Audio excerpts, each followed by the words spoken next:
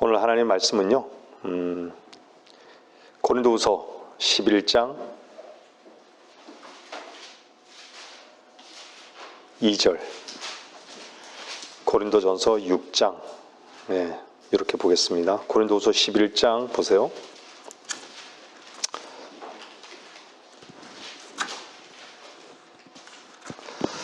고린도후서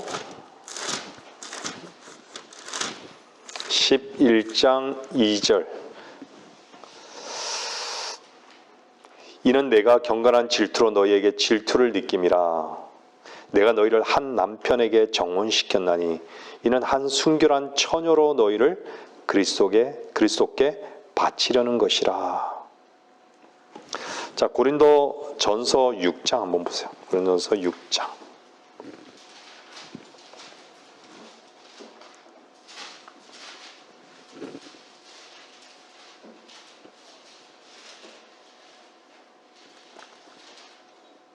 (6장) 19절 20절. 또한 너희 몸은 너희가 하나님으로부터 받은 바 너희 안에 계신 성령의 전인 것을 알지 못하느냐. 너희는 너희 자신의 것이 아니니라. 너희는 값을 치르고 산 것이니 그러므로 하나님의 것인 너희 몸과 너희 영으로 하나님께 영광을 돌리라. 요한복음 16장 한 구절 더 보겠습니다. 요한복음 16장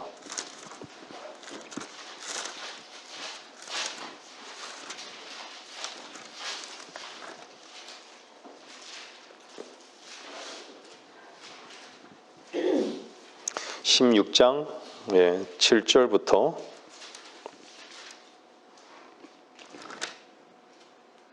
13절까지 보겠습니다. 그러나 내가 진리를 너희에게 말하노니 내가 가는 것이 너희에게는 유익하니라. 잘 보세요. 만일 내가 가지 아니하면 위로자가 너희에게 오지 아니하시리라. 그러나 내가 떠나가면 내가 그분을 너희에게 보낼 것이라. 그분이 오시면 죄에 대하여 의에 대하여 심판에 대하여 세상을 책망하시리라.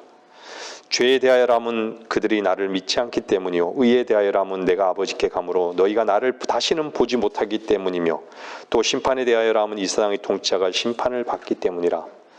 내가 아직도 너희에게 말할 것들이 많이 있으나 지금은 너희가 그것들을 감당할 수 없느니라. 그러나 진리의 영이신 그분이 오시면 너희를 모든 진리로 인도하시리라. 그분은 자신에 관하여 말씀하지 아니하시며 무엇이나 들은 것을 말씀하실 것이요 또 너희에게 다가올 일들을 알려주시리라. 그분이 나를 영화롭게 하시리니 이는 그분이 내 것을 받아서 너희에게 알려주실 것임이라.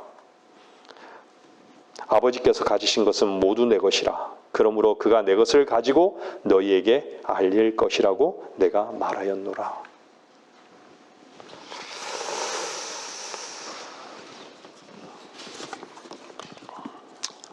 성령을 구약에서 성령을 구체적으로 이렇게 보여주는 것이요. 창세기 24장입니다. 창세기 24장. 창세기 24장을 잠깐 한번 보세요. 집에 가셔서 한번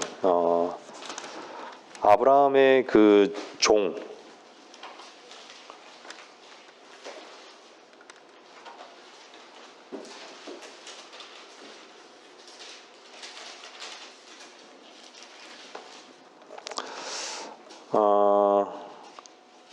아브라함의 종이 우리는 아버지 하나님을 보여주고 있는 구체적으로 왕을 보여주고 있는 부분이지만 아브라함 또 이삭의 하나님, 아브라함의 하나님, 이삭의 하나님, 야곱의 하나님 이렇게 얘기하죠. 근데 이삭은 예수 그리스도의 많은 부분의 예표로 보여주고 있죠. 근데 이삭이 리브카를 신부를 얻는데 누가 사용이 돼요? 종이 사용되잖아요. 엘리에셀. 그 종이 성령을 많은 부분에서 예표해서 보여주고 있어요.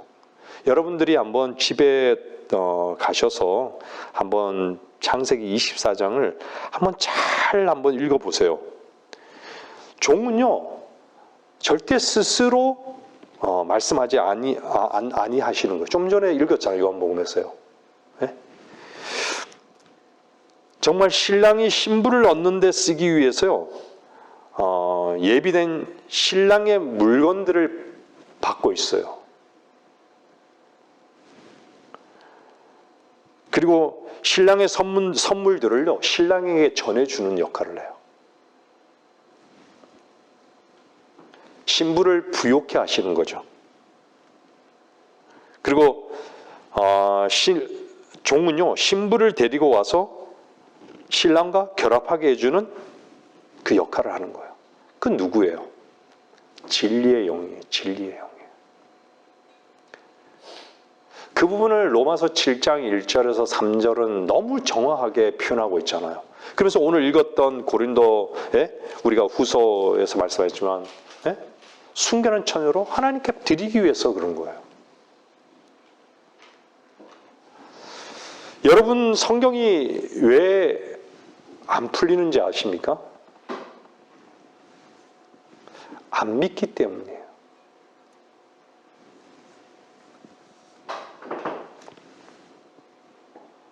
믿지도 않으면서 성경이 하나님의 말씀이다라고 말하는 것이죠.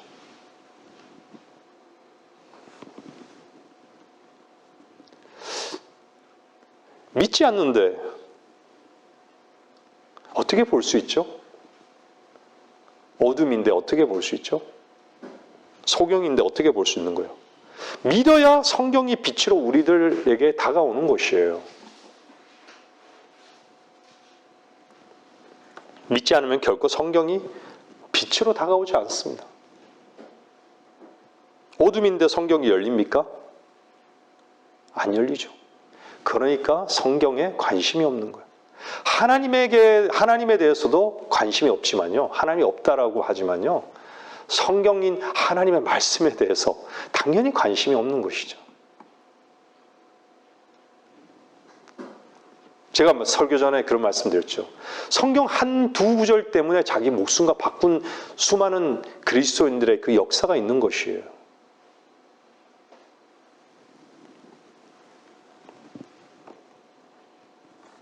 여러분, 어둡다는 그 개념이 뭡니까?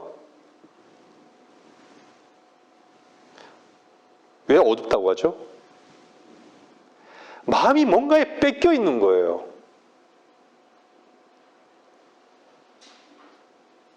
마음이 세상에 뺏겨 있고요, 마음이 자신에게 뺏겨 있는 거예요.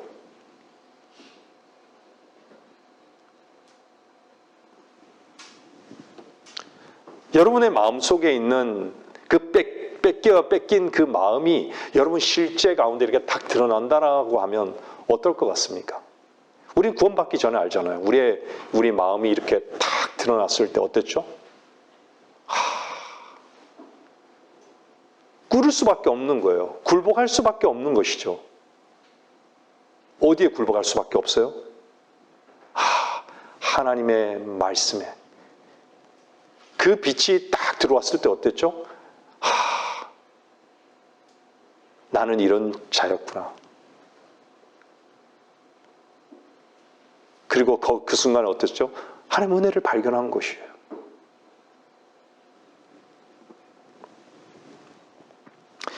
이 세상의 신이요, 이 세상의 신.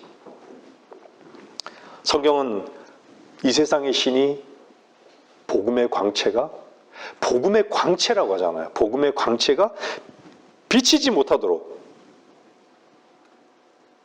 얼마나 집요하게 딱 잡고 있는 거예요. 얼마나 자신에 취하고 얼마나 세상에 취하게 했는지, 무엇이 하나님의 말씀인지, 하나님께서 무엇을 말씀하셨는지, 자신에 대해서도 세상에 대해서도 얻고 취하려는 것에만 관심이 있을 뿐, 심판받을 그 마음에는 전혀 관심이 없는 것이죠.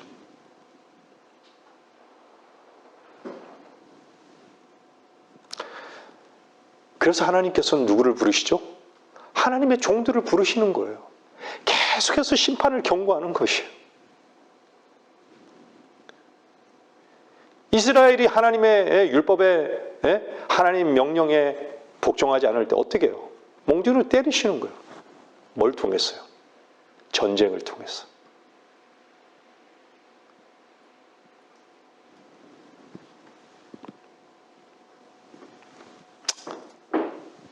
노아 때에도요. 여러분, 지금이 노아 때와 다를 바가 없어요. 노아 때에도 심판을 경고했잖아요. 니느웨 때도 그랬잖아요. 요나를 향해서요. 또 롯의 때는 어땠어요? 다 하나님께서 부르신 종들을 통해서요. 심판을 계속해서 경고하고 있는 것이에요.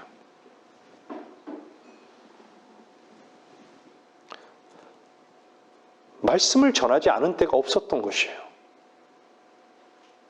여러분들 생각해 보세요. 어떻게 수천 년이 지났는데도 이 말씀은 그대로 있고요. 그대로 이렇게 선포되고 있는 것이에요. 세상에 어떤 책이 이렇게 살아남을 수 있을까요?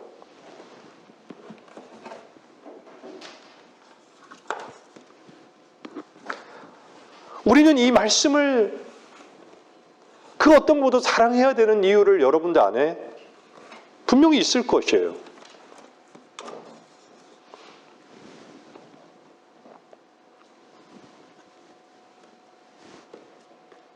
지금은 마지막 때인 것을요. 구원받고 거듭난 자들이 전하기도 하고요. 구원받지 않고 거듭나지 않은 자들이 전하기도 합니다. 왜 전해질까요?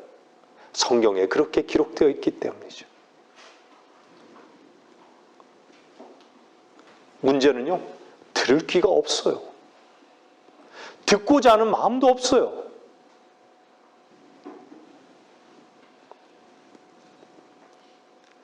저는 그 어느 때보다도요, 제4차 혁명이라고 하는 AI, 이 시대가요, 왜 세계가 우리나라를 자꾸 포커스를 맞추느냐? 그 모든 것으로 인간을 통제할 수 있는 모든 환경을요, 최고로 적합한 환경을 자연스럽게 받아들일 수 있는 나라가 우리나라인 거예요, 보니까요. 모든 것을 다 통제할 수 있어요. 법만 바꾸면요. 빠져나가지 못해요.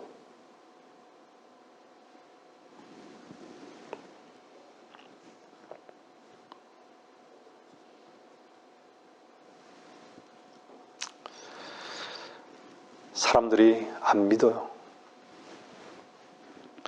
하나님의 말씀이 농담거리가 되고요. 조롱거리가 되어버린 지 아주 오래된 것이에요.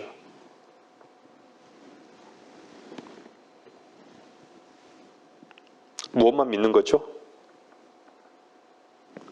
우연이라는, 혹시나 하는 자기 생각만 붙들고 있는 것이죠. 사람을 창조하시고 그분 자신을 스스로 나타내시는 주의 말씀은 안 붙들어요. 구원을 받았음에도 그래요.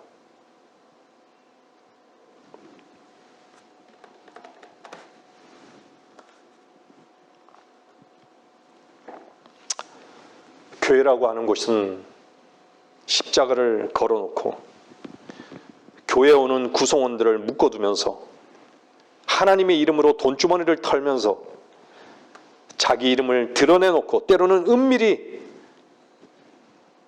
세우는 곳이 되어버렸습니다. 우리가 하나님의 피로 사신 교회라고 왜 그렇게 부르는 것이죠?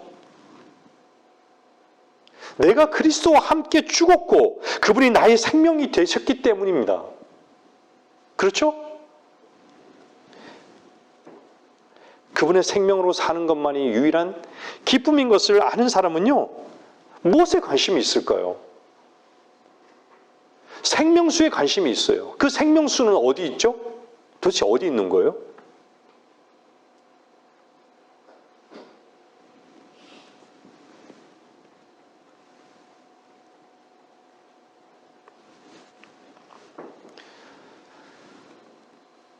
생명수에 관심이 없어요.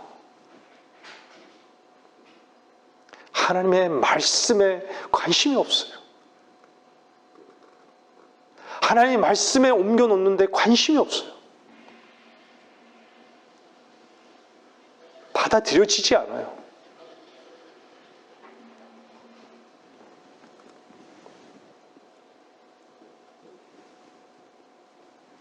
유일한 생명, 하나님의 생명을 얻는 그 통로를 오늘 본문 말씀에서 읽었잖아요. 하나님의 영이 거하시는 성전. 오늘의 말씀의 제목은요, 성전이 중심된 삶이에요.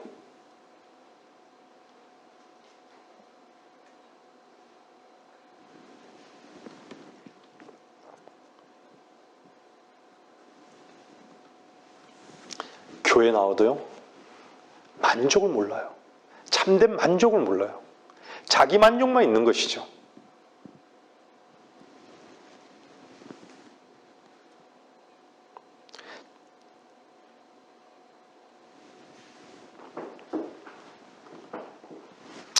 자신의 뿌리인 마음의 관심이 어디로 빨리빨리 움직여집니까? 온통 자신을 세우고 자신을 지키고 세상을 얻고 그쪽으로 빨리빨리 움직여지는 것이에요. 혈과 육을 사랑하는 데는 엄청 빨리 움직여지는 것이에요. 교회가 순결한 처녀 맞습니까?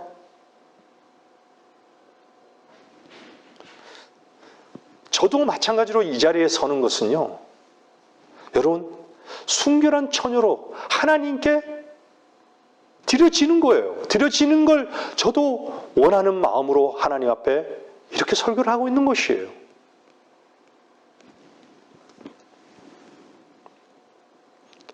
여러분은 순결한 처녀입니다.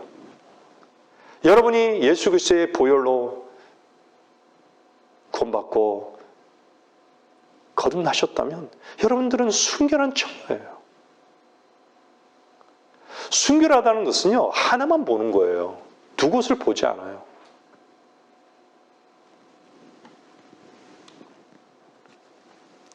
왜 순결한 처녀죠? 여러분의 타고난 피를 부인하고 하나님의 피를 공급받았기 때문입니다. 하나님의 피의 능력으로 사는 사람을 향해서 하나님 편에서는 순결한 몸인 것이죠. 그래서 오늘 본 말씀에 읽었듯이 내 것이 아니라고, 너희 몸이 내 몸이라고, 내 몸이라고, 내 것이라고, 너희 몸이 아니라 내 것이라고.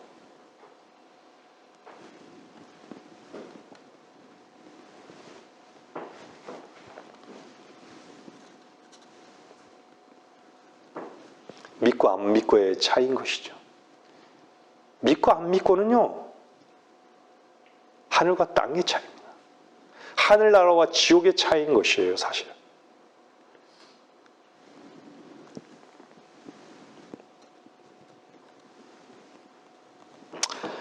순결한 처녀인 교회의 사명은요, 바로 이 값없이 주신 하나님의 은혜를 공급받았기에 값없이 그 생명수를 공급하는 것만이 교회의 사명인 것이에요. 제가 여기서 하나님의 말씀을 선포하는 그 유일한 이유인 것이에요.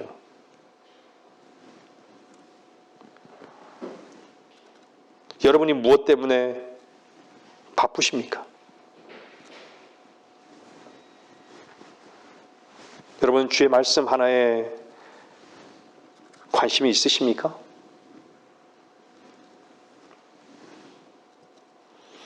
저는 이 말씀을 전하면서도요, 내 안에 버릴 것을 발견하고요, 내 안에 결코 선한 것이 없음이 감사합니다.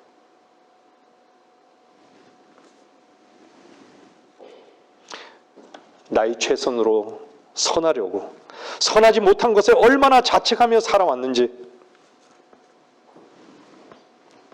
오직 참 생명이신 그분만이 전부라고 인정하며 사는 것이 얼마나 복된 위치에 있는 것인지 우리 모두는 아는 것이죠.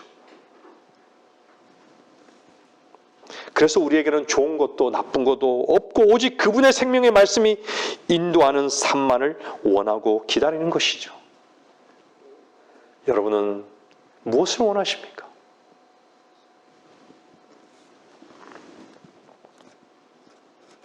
여러분은 무엇을 기다리는 것이죠?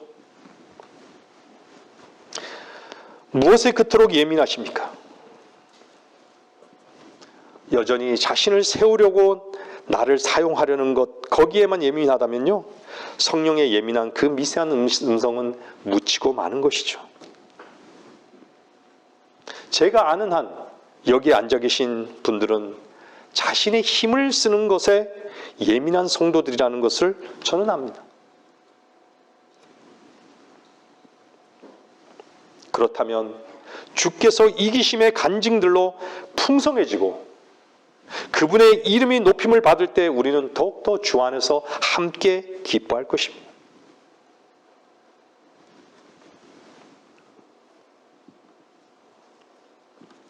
여러분은 어떤 목적으로 일하시고 어떤 목적으로 사십니까?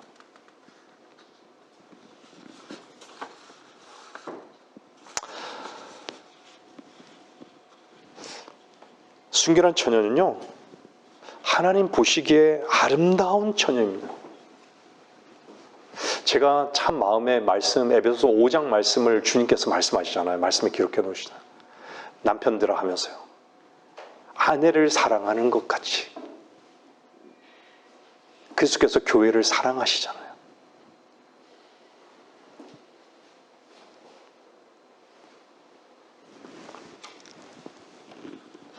여러분들이 주님을 사랑하는 그 위치에 있다면 여러분들이 주의 그 생명의 말씀을 선포하고 가르치고 그거 하나에만 관심을 갖고 그거 하나 때문에 부지런을 떨어야 하는 것이에요. 저는 개인적으로 무척 게으른 자입니다. 저는요, 무척 두려운 게 있습니다. 저는 매주 이 자리에 설 때마다 두려운 이유가 있어요. 저는 저 자신이 세워지는 것에 눈이 멀어서요, 생명의 공급이 중단되는 것을 저는 가장 두려워합니다. 여러분, 공급받을 생명이 없다면요, 이 교회를 떠나십시오. 그것이 하나님의 뜻이에요. 하나님의 생명의 역사가 없다면 이 교회를 떠나십시오.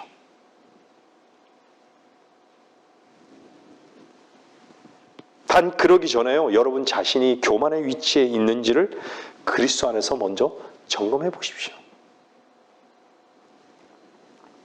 여러분은 왜 주님을 섬기고 예배를 드리고 경배의 삶을 사는 것이죠?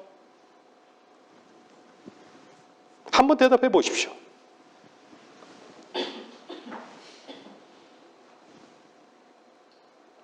진리로 인해 자유할 수 있고 나를 묶을 수 있는 것이 아무것도 없는 사람, 그리스도 안에서 가장 존귀한 사람 아닐까요? 죽음도 나 자신도 묶을 수 없고 나의 어떠함도 나를 묶을 수 없고, 그렇다면 그것을 가능케 하신 분을 내가 안다면 그것 하나 하면 된 건 아닙니까? 저는 제 자신이 얼마나 옹졸하고 고집스럽고 교만한지를 깊이 있게 보는 한 주였습니다.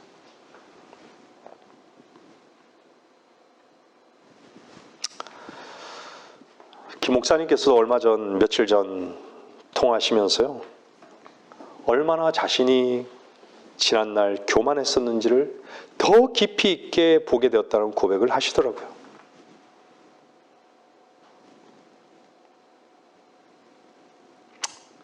하지만 그분이 그곳에 계시면서도요, 또 꿈 얘기를 하셨어요. 그곳에 가기 전 꾼 꿈을 품고 사신다는 고백을 들었던 것이죠.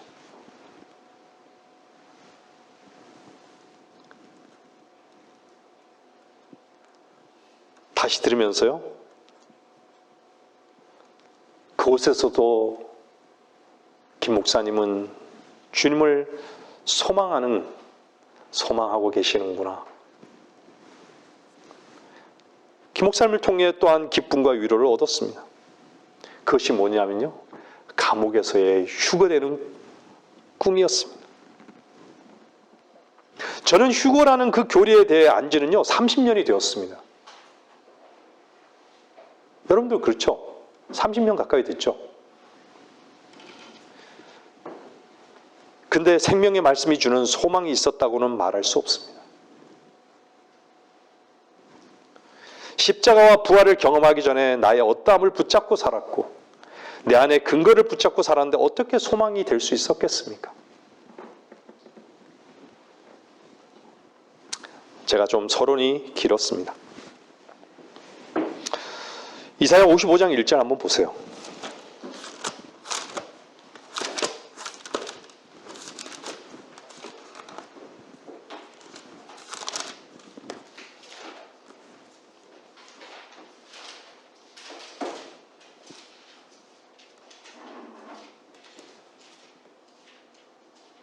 (55장) 1절에서요 3절까지 보겠습니다.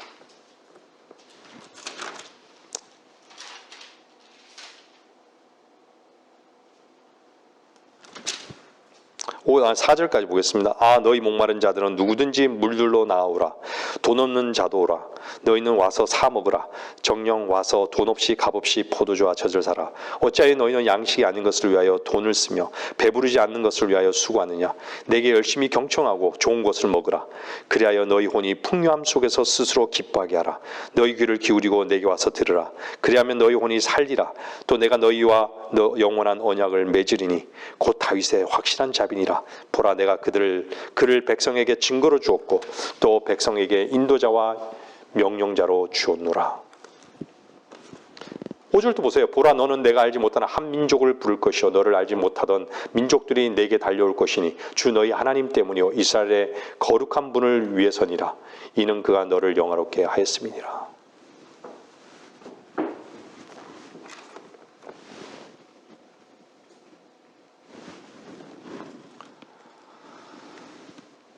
여러분의 어떤 땀도 어떤 노력도 필요치 않습니다.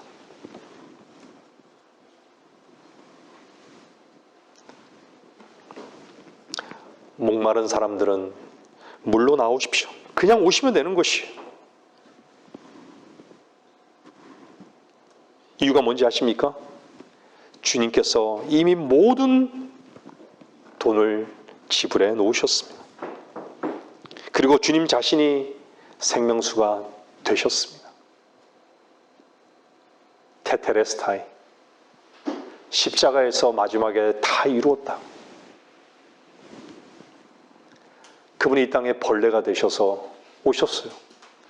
뱀이 되셨고요, 죄가 되셨고요, 저주가 되셨습니다. 왜 그렇죠? 아담에 속한 사람, 그 사람을 구원하기 위해서요.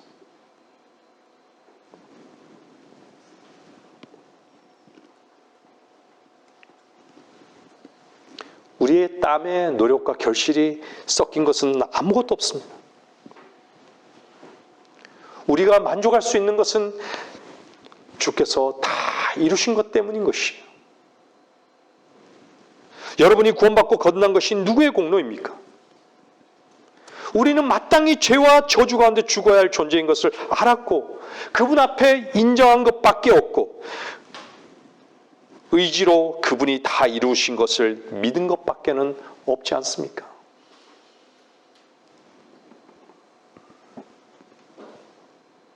생명수를 얻는 것 역시요, 그 어떤 노력도 필요치 않습니다. 뭘 하려고 하는 것을 다 멈추는 거예요. 단 여러분이 무엇을 원하고 무엇을 구하는가라는 것이죠. 우리는 우리 자신에게 평생을 쏟으며 살아왔음을 보았습니다. 우리 안에 참된 것이 오기 전에는요, 모든 것이 다 거짓된 것이었고 어둠뿐이었고 혼돈이었고 혼란이었고 갈등이었고 염려뿐이었습니다. 참된 것이 왔을 때 무엇을 보게 되었죠? 참된 것이 이끄는 삶의 실제를 경험했던 것이죠. 여러분들 경험하고 있잖아요.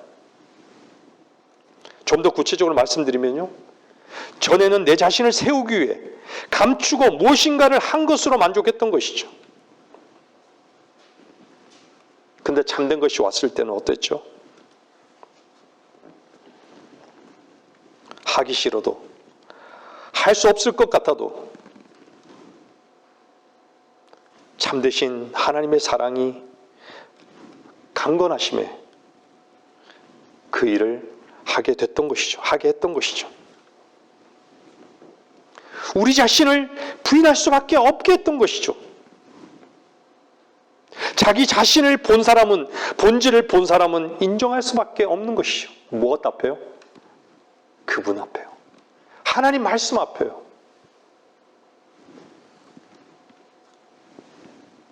그리스도가 뿌리이시기에 우리는 생명을 얻고 풍성히 얻을 수밖에 없는 자들입니다.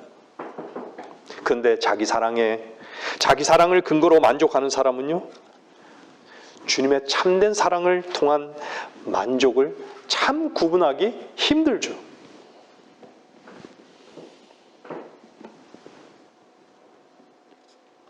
주님의 참된 사랑을 통해 만족하는 사람은요, 자기 사랑을 근거로 만족해하는 사람을 본 눈이 있는 것입니다. 그래서 육신적인 것으로만 만족하고 판단하고 평가하는 모든 사람은요, 결코 영적인 것으로만 만족하는 것을 모르는 것이에요.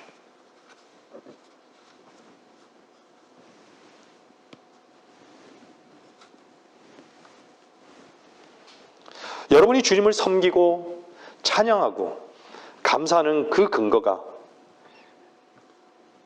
그분의 사랑 안에서 드려지는 것이라면 분명 그 사람은요, 주님께서 우리의 만족이 되셨다는 것을 아는 사람이에요. 말씀을 듣고 있는 분들 중에 아직도 구원 얘기만 나오면 두려우신 분이 있습니까? 주님께서는 말씀을 듣고 계신 당신의 어떤 땀도 요구하지 않고 돈도 없이 그냥 오라고 초대하고 있는 것입니다. 주님은 죄인의 친구이시며 죄인을 초대하고 있습니다.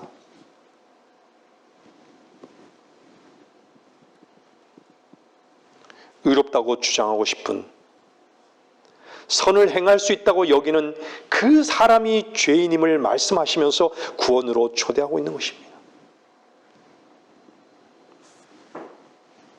자신이 선을 행할 수 있는지 없는지를 분명히 본다면 하나님 한 분만이 선하시다는 그 말씀은 참된 것을 보게 될 것이고, 죄와 저주의 잔을 주께서 대신 마셨다는 것을 은혜로 받을 것입니다.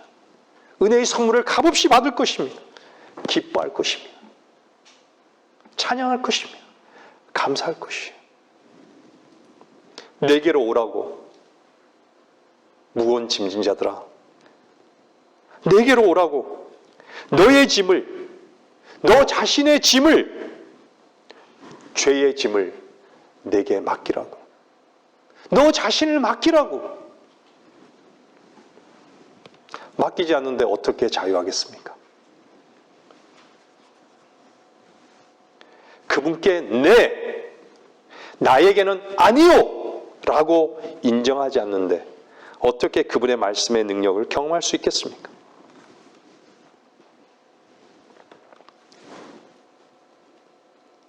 많은 사람들이요, 믿음도 없고 그분의 말씀의 능력도 없고 관심도 없고 교회를 오긴 오는데 다 의무로 오는 것이에요.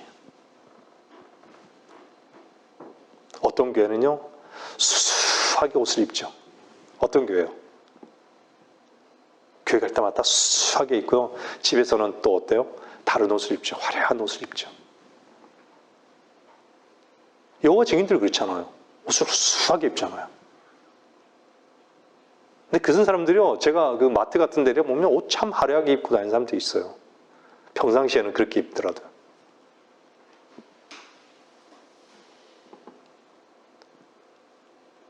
어떤 목사는 그러더라고요. 교회 올 때만큼은 옷을 활약 최고로 좋은 걸 입어야 된대요.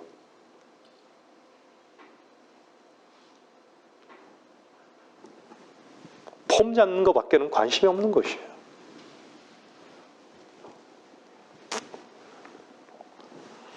제가 여러분에게 결코 교회 오는 것을 권면하지 않는 이유가 뭔지 아십니까? 여러분들 목사가 겉면에서 겉면에서 교회에 나온다. 그것은요 경배라고 할 수 없는 거예요. 왜 우리는 경배의 삶 중에서 경배의 삶을 말하는 것이죠? 아니 지금 우리 모여있는 이 교회만 여기에서만 하나님이 계신 건가요? 여러분 자신이 성전이잖아요.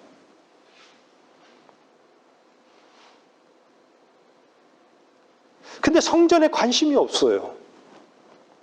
여러분 안에 거하시는 하나님 그리스도께서 거하시는 그 성전에 관심이 없어요. 나가기만 하면. 왜 그렇죠?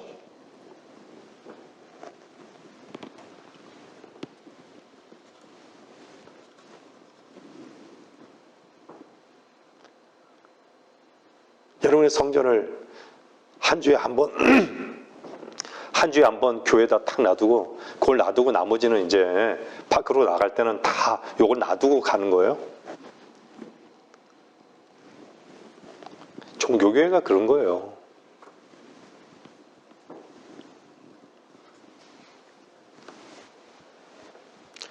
경배는요 참 기쁨으로 달려오는 것이에요. 의무가 아니라.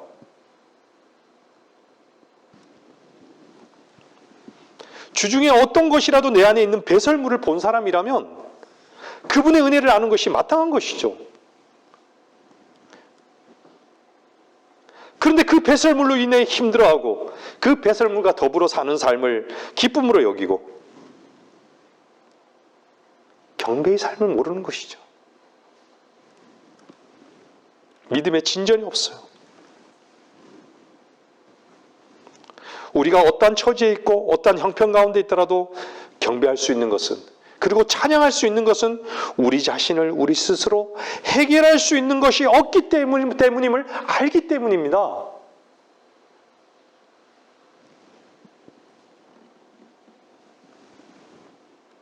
우리는 실패하더라도 실망하더라도 좌절하더라도 나쁘지 않는 것은 좋으신 참되신 하나님만을 얻게 하심을 알기 때문인 것이죠.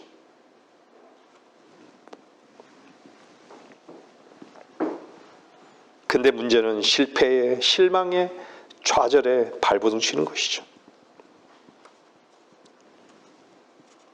우리는 그럴 수밖에 없는 존재인 것을 인정할 때 그분 자신을 나타내는 것이죠. 그분은 자신을 나타내는 것이에요. 그럴 때. 그래서 우리는 날마다 십자가 밑에서 쉴 수 있는 자들인 것이죠. 여러분들 주일날 와서 생명의 말씀을 왜 먹는 것이죠? 왜 마시는 거예요? 여러분들이 마실 수 있는 근거가 뭡니까? 살아있기 때문입니다. 살아있기 때문이에요. 물론 예배에 오기 전에 생명을 얻고 풍성히 누리는 삶을 사는 지체들도 있을 것입니다.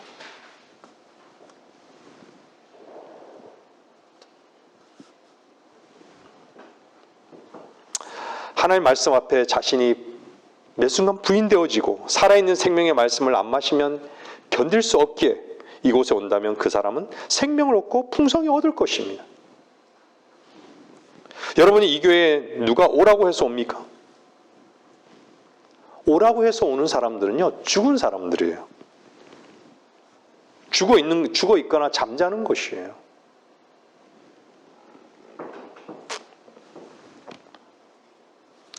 생명수에 대한 가람이 없는 것이죠. 여러분이 주 예수 그리스도의 생명으로 살아있다면 예배당에 오는 것이요, 결코 의무가 되어서는 안 됩니다.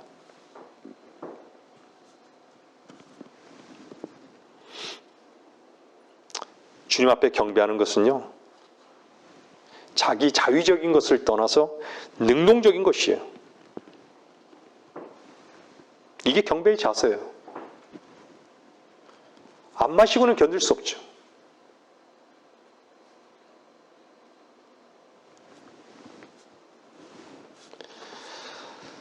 세상은 온통요 영적 기근에 시달리고 있습니다.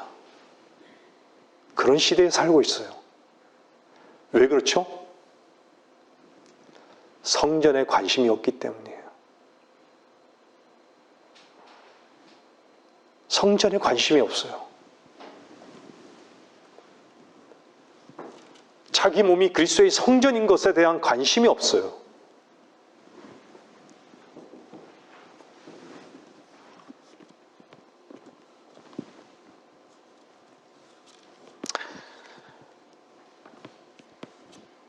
그래서 물들로 나온 자들이 없는 것이죠. 목마른 자들도 없는 것이죠.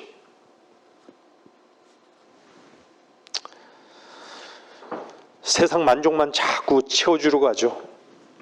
십자가를 걸어놓은 교회들이. 자꾸 자기 근거로 살라고 해요. 구원을 선포하는 교회들조차도. 자꾸 자신을 묶어두고 자꾸 교회가 짐을 지우는 것이죠. 제가 여러분에게 하나님께서 다 이루신 것을 여러분으로 행하라고 한다면 전 하나님의 종이 아닙니다. 저는 돌아보면요, 저의 힘을 무척이나 쓰며 교만했던 자였습니다.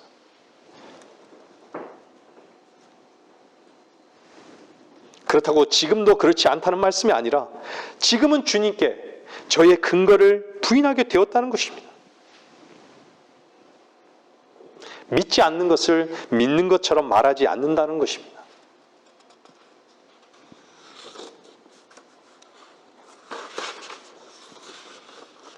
사람들이요, 왜 구원을 못 받을까요? 믿지 않는다면, 믿고 싶지 않다면 믿고 싶지 않다라고 얘기하면 돼요. 근데 믿지 않으면서 믿는다라고 얘기해요.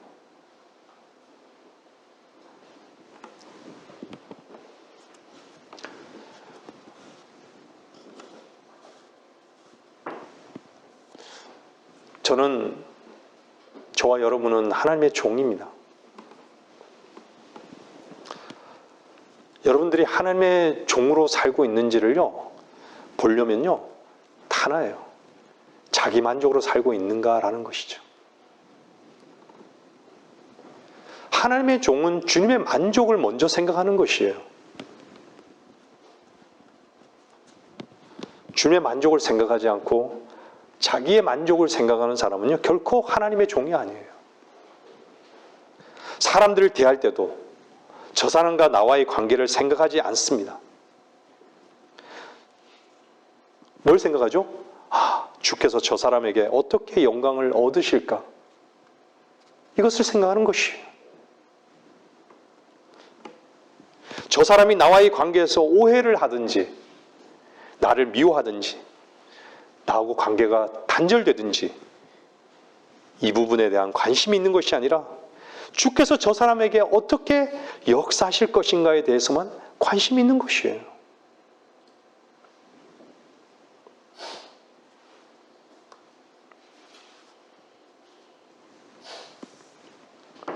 그리고 놀랍게도 주의 종에게는요, 어떤 일들이 있는지 여러분들도 잘 아시죠? 그 사람이 주님과의 관계에서요, 풍성함을 얻을 때, 그 사람이 주님 앞에 나아갔을 때, 그거 하나만이 종에게는 큰 만족이 되는 것이죠. 결코 자기 자신이 어떤 사람에게서, 세상에게서 만족을 찾으려 하지 않는다는 것이죠.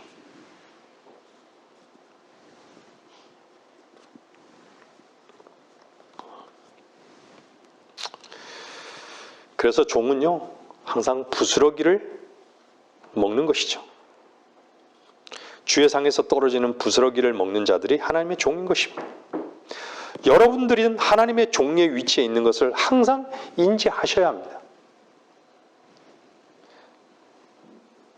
생명의 말씀이 인도하는 삶을 원하고 또한 기다릴 줄 아는 사람, 그리고 그분의 것으로 몸을 드리는 사람은요, 하나님의 종인 것이에요.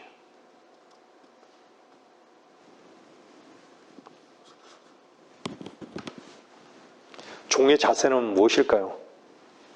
우리는 주님을 섬기다가요, 피곤할 수 있습니다.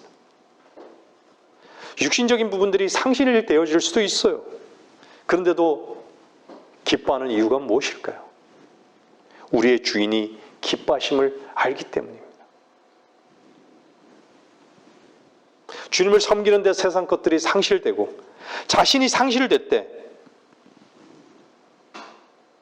그것이 기쁨인 것을 안다면요, 이미 주께서 기쁨이 되신 것을 아는 것이죠. 참 이해할 수 없는 것이죠. 세상은 이해할 수 없어요. 세상은 믿을 수도 없어요, 이러한 사실을요.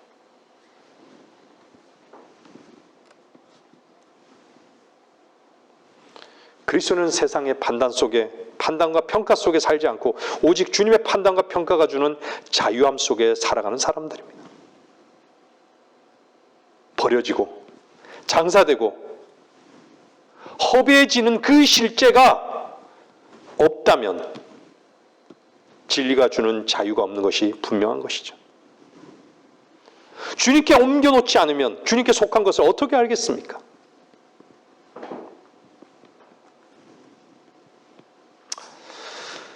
하나님의 종은 주님께서 기뻐하시는 그 기쁨을 잠깐 나누어 갖는 것이죠. 이게 하나님의 종의 유일한 기쁨인 것입니다. 절대로 자기 자신의 기쁨을 찾지 않습니다. 그 기쁨은 어디에 있는 것이죠? 기쁨은 그리스도세요. 여러분이 죄에 대해서 자유로울 수 있는 것, 여러분의 성전 속에 그리스도가 보장해 주기 때문인 것이에요. 그리스도가 의가 되셨잖아요. 여러분이 죄가 제거되었다라는 것을 어떻게, 그 죄가 되었다는 것을 어디서 입증받는 것이죠?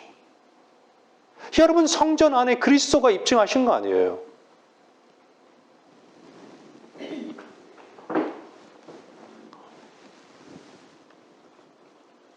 저는 요즘 들어서 이것을 많이 경험합니다.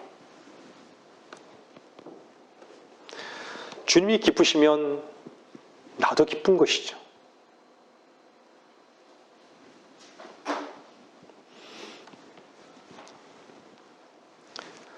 여러분이 이 기쁨을 안다면 여러분은 종입니다.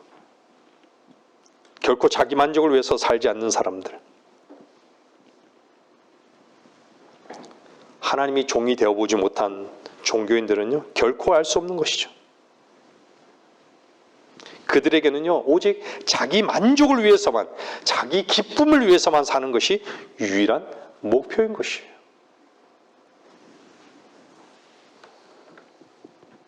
여러분, 진리의 영이신 성령께서요, 오늘 본문을 읽었잖아요. 세상에 복을 주실 것이라고 결코 생각하지 마십시오. 우리들을 인도하심의 성령의 유일한 복은요, 우리의 소망이시고 우리의 사랑이신 신랑 되신 예수 그리스도의 길을 가게 하는 것이에요. 그분 하나를 바라보고 가는 것이죠. 이것이 교회가 가야 할 길인 것입니다. 이 땅에 사는 동안 우리가 왜 순례의 길을 가는 것이죠? 그 순례자의 그 끝이 어딘 것이죠? 어딘 거예요? 주님을 만나기 위해서, 주님을 향해서 발걸음을 떼는 것이에요. 주님과 동행하는 것이에요. 그것이. 베드로전서 1장 8절 말씀 보겠습니다. 베드로전서 1장 8절 보세요.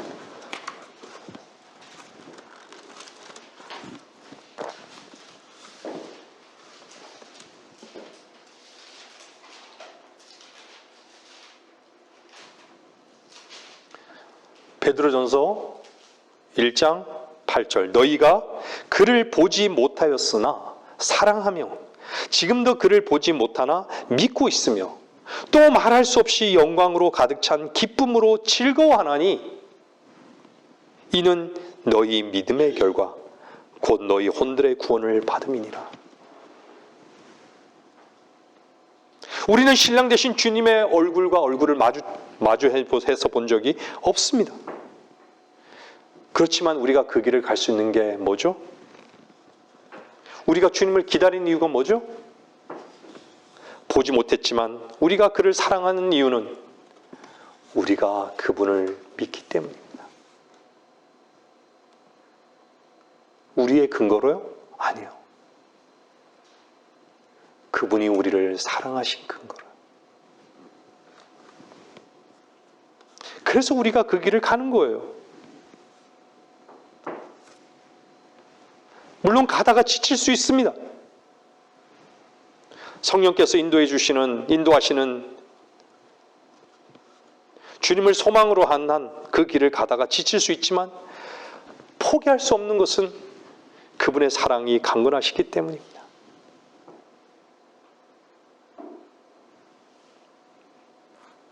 주께서 여러분을 위해서 준비해 놓으신 그분의 영광을 혹시 보십니까? 그것을 기다리고 계십니까? 여러분이 삶이 피곤하고 때론 지치더라도 그것이 여러분의 지친 몸을 분명히 회복시킬 것입니다. 근데 왜 우리가 피곤하고 힘들고 좌절할까요? 주께서 우리들에게 주신 그 유업에 대한, 그 풍성함에 대한 실제를 못 누리고 있기 때문입니다.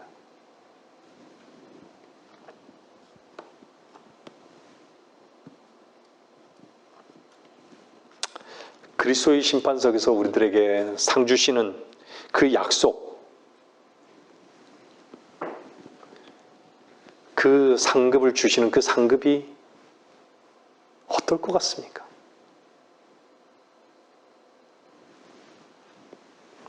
그냥 꿈꾸는 것 같아요? 여러분, 주님 자신을 여러분에게 주셨습니까? 여러분을 구하기 위해서 주께서 친히 죽으셨습니까?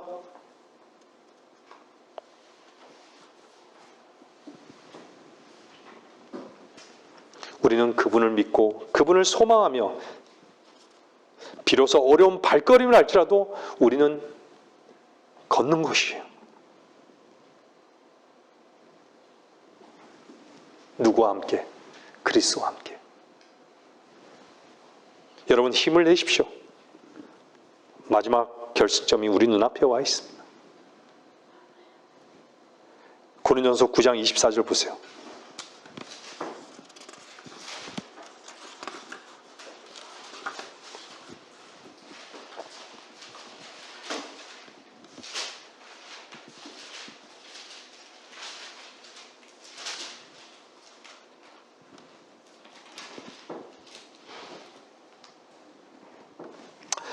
경기장에서 달리는 사람들이 모두 달릴지라도 한 사람만이 상을 받는 것을 너희가 알지 못하느냐. 그러므로 너희도 상을 얻게 되도록 달리라. 이 기록에 쓰는 사람은 누구나 모든 일에 자제하나니 이제 그들은 썩어질 면류관을 받으려 하지만 우리는 썩지 않을 면류관을 받고자 함이라. 우리가 왜 자제해야 하는지 아십니까? 왜 우리들이 우리의 육신적인 즐거움만을 위해서 살지 않고 소망을 바라보면서 살아야 하는지 아십니까? 하나님의 약속의 그 실제가, 썩지 않을 면류관이라는 그 실제가, 실제에 대한 약속을 우리 안에 있기 때문입니다. 육신의 필요한 대로, 세상의 즐거움대로 사는 사람이 아니라 주님을 바라는 것이에요. 우리가 소망하고 있기 때문에 자제하는 삶을 사는 거예요. 우리가 사는 것이에요.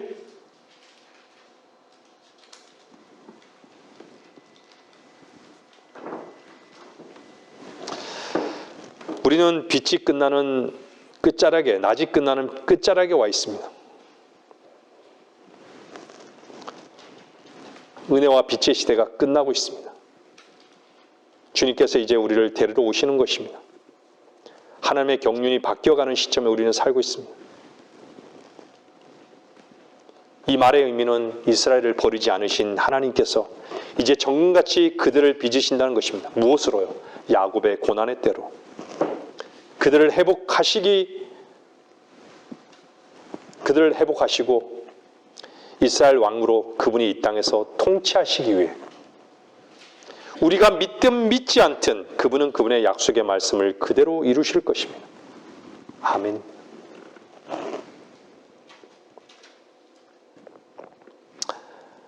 여러분, 창세기 24장을 한번 집에 가서 한번 쭉 보세요. 제가 서두에도 말씀드렸지만요, 리브카는 이삭의 아내잖아요. 신부잖아요. 근데 이삭은 예수 그리스도를 예표한다 그랬잖아요. 근데 리브카는 교회를 예표하고 있습니다. 근데 리브카는요,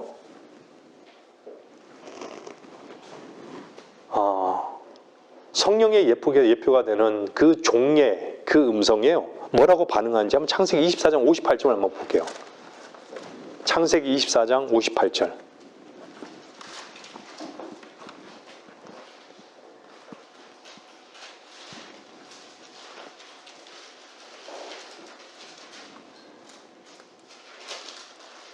인간이 최종적으로요, 붙잡고 있는 것이 뭔지 아십니까? 의지예요, 의지. 아무리 입으로요, 아무리 뭘 얘기해도, 예라고 얘기해도요, 속은 노 하면요, 그건 노인 거예요. 근데 뭐라 그래요? 그들이 리브카를 불러서 그녀에게 말하기를 내가 이 사람과 함께 가겠느냐 하니 어떻죠? 그녀가 말하기를 내가 가겠나이다. 내가 가겠나이다 하더라.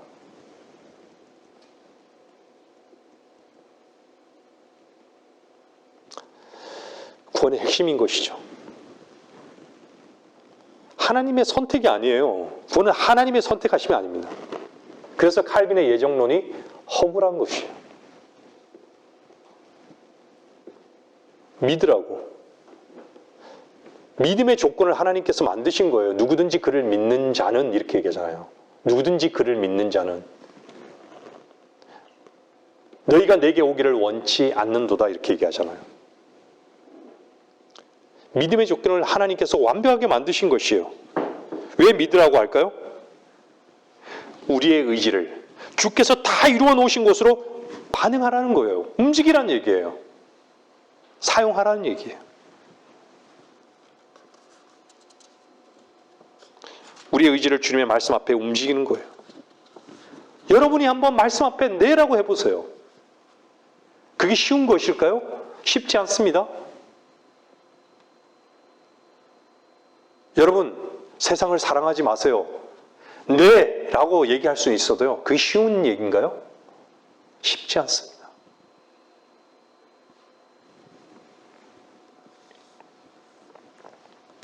여러분이 네라고 한번 대답해 보세요. 그 대답이 얼마나 참된 고백인지를 알려면요, 그 고백이 참이 되기까지 얼마나 거짓된 것에 짓눌려 있는지를 보아야 하는 것이죠. 얼마나 다른 헛된 것에 묶여 있는지를 보아야 하는 것이죠. 자신을 붙잡고 있는 것이 무엇인지도 모르고 뿐만 아니라 인정도 하지 않는데 어떻게 참된 것에 네 하겠냐라는 것입니다. 네라고 하는 것은요, 의지의 그 지위를 최종적으로 그분의 말씀에 내어드리는 것입니다. 물론 생각으로 동의할 수 있지만요, 생각에 머물러 동의하는 것이 믿는 것은 아닌 것이죠.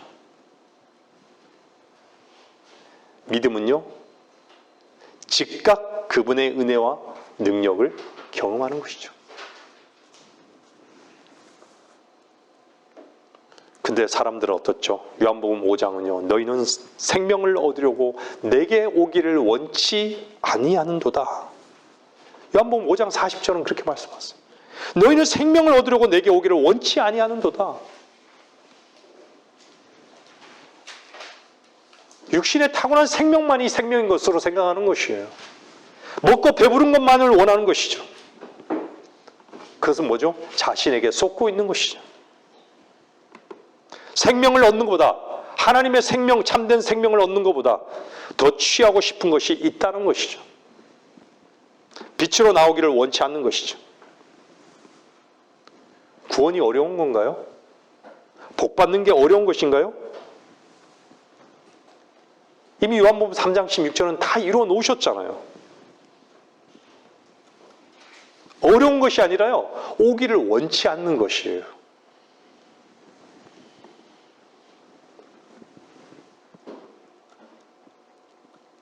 주님의 부르심에요, 리브카 같이 네, 네 라고 대답하시면 됩니다. 그러니까 입에서만 네 하지 말고요, 앵무새 같이 네 하지 말고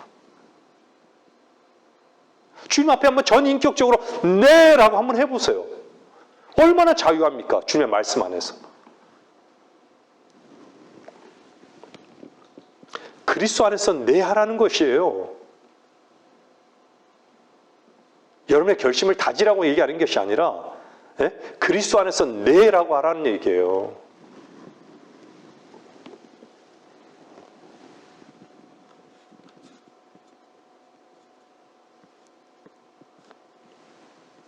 길도 마련되어 있고요, 인도자도 마련되어 있습니다. 모든 소망의 주, 신랑도, 우리의 신랑도 우리 앞에 계십니다. 주의 말씀, 주의 초청을 거부할 때요, 우리는 저주 아래 있을 수밖에 없습니다. 심판받을 수밖에 없는 것이죠. 복과 저주나 은혜나 심판은요, 하나님께 속한 것이 아니라 1차적으로 여러분의 의지에 속한 것입니다. 여러분의 의지가 주의 말씀 앞에 네, 제가 가겠습니다, 이제 더는 제 길을 가지 아니하고 성령께서 인도하시는 길을 가기를 원합니다,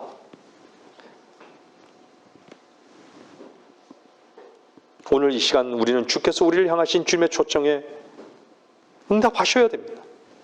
믿음의 성도들이 되어야 합니다.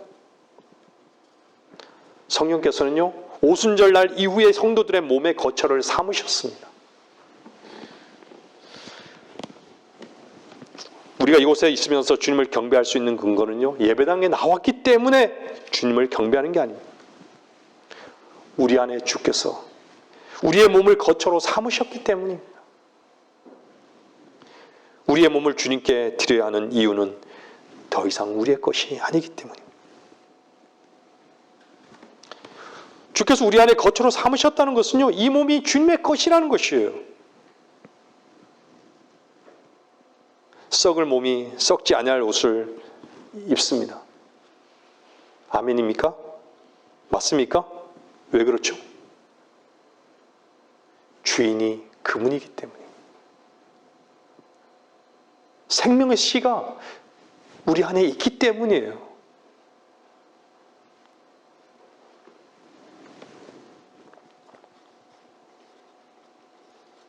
씨는 반드시 형상을 맺어요. 형상이 있는 것이에요. 씨에는요, 형상이 없지만요, 씨 자체의 그 DNA에는요, 형상이 있어요. 심어보세요. 형상이 생겨요. 하나님의 말씀에 생명의 씨로 심겨졌다면요, 거듭난 씨로 거듭났다면요, 어떻게 돼요? 변화된 몸을 입는 것이에요.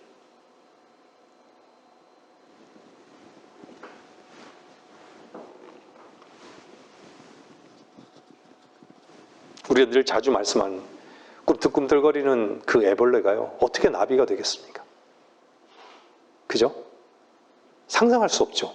저 어떻게 물에서 막 그냥 막 정신없이 물에서 막 난 그게 어떻게 사람의 피를 빨아먹는 모기가 되겠어요? 육신의 생명도 마찬가지예요. 어떻게 우리 몸을 이렇게 입겠어요?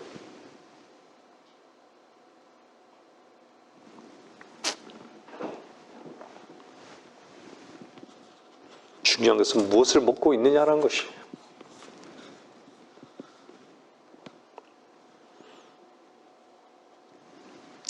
우리 주님의 몸으로 드려질 수 있는 것은요, 주님 앞에 헌신하는 것은 우리 그리스도인으로서 마땅한 것이에요. 주인이 쓰시겠다고 하시는 그곳에 우리 자신이 드려지는 것, 너무나도 복된 것입니다. 이 순종이 되지 않는 것은 참으로 부끄러운 것이에요. 여러분이 구원받고 거듭난 성도라면 주님과 즐겁게 이 순례의 길을 동행하십시오. 주님은 우리의 힘이 되셨습니다. 우리는 주님의 은혜로 주님께 속한 자가 되었습니다. 무엇이 상급일까요? 주님께 늘 속한 자로 있는 것입니다.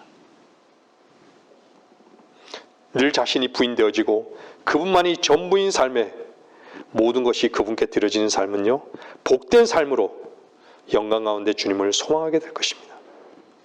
주님은 우리의 머리이십니다. 몸과 머리는 분리될 수가 없는 것이죠. 분리는요, 교만의 위치에 있는 것입니다.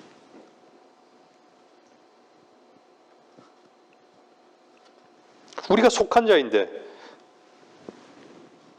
분리되어 있다면요, 그건 썩은 위치에 있는 것이죠.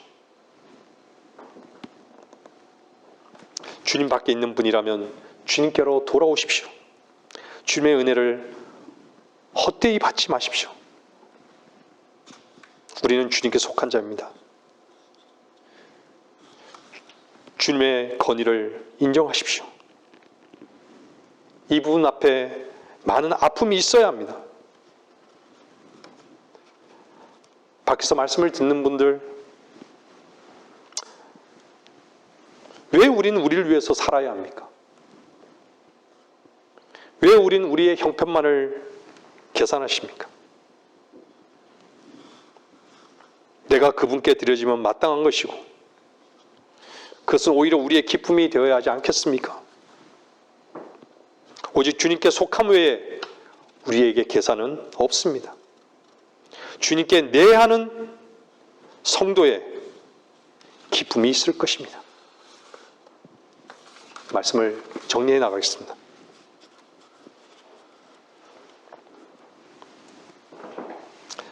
믿고 안 믿고의 차이는 참으로 큽니다. 배우긴 배웠는데 실상 나의 삶은 세상만을 사랑하고 세상만을 추구하고 성전에는 관심이 없어요. 중요하지 않아요. 주께서 갑자기 부르실 것을 알면 뭐합니까? 자고 있는 것이죠. 주의 말씀이 믿음으로 역사하지 못하고 있는 것이죠. 주께서 우리를 부르실 날이 가까이 왔다고 하면서 노아의 삶을 살아요. 시집가고 장가가고 먹고 마시고 목적이 거기에 있단 말입니다. 이 말은요, 사업하지 말고 직장생활 하지 말라는 얘기 아니에요. 결혼하지 말라는 말이 아닙니다. 그것을 더 크게 여겨버리고 말았다라는 것을 말씀드리는 것이에요. 이것은요, 위선입니다. 우리가 알고 배우는 것과 우리의 믿음의 실행은요, 같이 가야 하는 것입니다. 우리는 하나님의 의가 주는 자유를 선포해야 합니다. 그분의 사랑의 약속을 먼저 받은 자들이 전파해야 되는 것은 마땅한 것이죠. 그분의 능력의 손에 우리는 의탁해야 하는 것이죠. 그분의 능력이지 우리의 능력이 아닌 것입니다. 그래서 복음은 하나님의 능력이 되는 것입니다. 사도 바울은요, 사탄의 가시를 오히려 은혜라고 감사했던 것이죠. 사탄이 가시를 줬는데 주님께서는 내 은혜가 내게 족하다고 오히려 감사했던 것이죠. 왜 그렇죠? 능력이 실제인 것을 알았기 때문이에요. 성경을 안다고 해서 사탄의 가시가 감사함으로 올 수 있는 것 절대 아닙니다. 말씀의 능력은요, 우리가 육신적, 세상적으로 기쁠 때 기뻐하는 것이 아니에요. 모든 게 끝난 것, 망한 것 같고 절망스러울 때 기쁨으로 받아들일 것이 없는 것 같을 때에도요, 주님을 향한 소망 때문에 우리가 빗댄 그런 삶을 사는 것이에요. 그것이 바로 능력이에요. 로마서 14장 10절은요, 이렇게 말씀하고 있습니다. 찾지 마세요. 제가 읽겠습니다. 그런데 너는 어찌하여 내 형제를 판단하느냐? 어찌하여 내 형제를 없이 여기느냐? 우리 모두 그리스도의 심판서 앞에 서리라.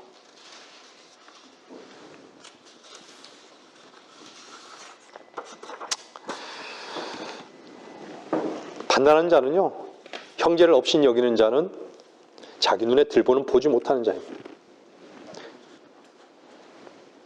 주께서는 당신 눈에 들보 때문에 죽으셨습니다. 죽으신 주님을 한번 보십시오. 누구도 업신 여길 수 없습니다. 업신 여긴다는 것은요, 형제보다 자기를 더 사랑하고 더 높이는 거예요. 형제가 어찌 되었든 간에 자기 존재감이 있어야 되는 것이죠. 사람들에게 인정받아야 되는 것이죠.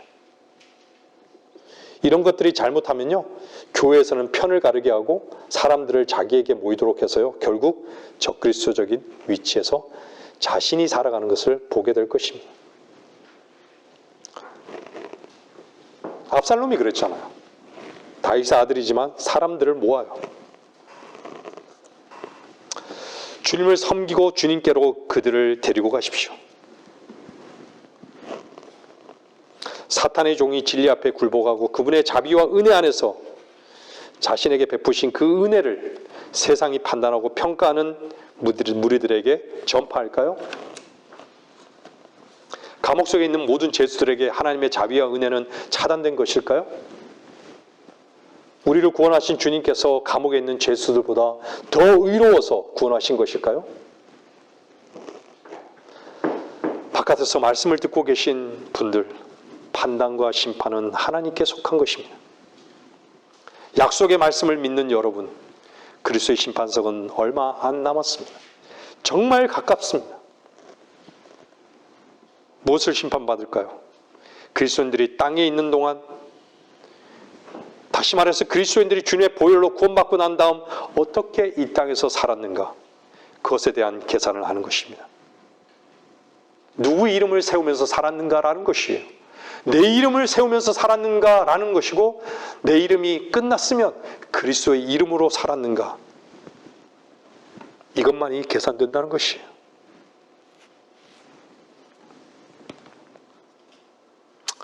여러분의 마음의 눈이 어디를 향해 있습니까? 무엇이 실제적으로 여러분의 삶의 소망이십니까? 불에 달 것을 소망한다면요, 주님께 온전히 드려지는 삶을 살 수 있을 거라 생각하십니까? 불가능한 것입니다. 우리 자신은 그분께만 무릎을 꿇어야 됩니다. 앞으로 일어날 일들, 교회는 휴거가 될 것이고 반드시 교회의 휴거와 함께 야곱의 고난의 때, 즉 대환란은 이 세상을 덮칠 것입니다. 우린 그 후에 그리스도의 심판석에서 주님 앞에 모든 것을 계산할 것입니다. 주인의 기쁨에 동참할 수 있는 지혜로운 성도들이 되셔야 합니다. 말씀을 마치겠습니다.